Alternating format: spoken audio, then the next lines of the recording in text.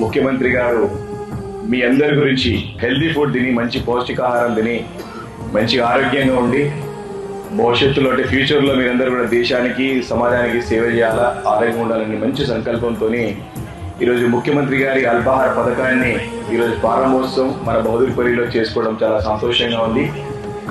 మీరందరూ చాలా అదృష్టవంతులు. మీరందరూ కూడా మేము చదువుకునే వయసులో ఇలాంటి అవకాశాలు లేవు, ఇలాంటి వసతులు లేవు ప్రభుత్వ పాఠశాలల్లో. కాబట్టి ఈరోజు అన్ని అవకాశాలు మనకి ఉన్నాయి. కాబట్టి మీరు మంచి ప్రిన్సిపల్ గారు, మంచి టీచింగ్ స్టాఫ్ ఉన్నది. ఐఏఎస్ కావాలా, ఐపీఎస్ కావాలా, లాయర్ కావాలా, ప్రొఫెషన్ కావాలా, బిజినెస్ మ్యాన్ కావాలా, ఏమైనా ఎమ్మెల్యే అనుకుంటున్నారన్నా?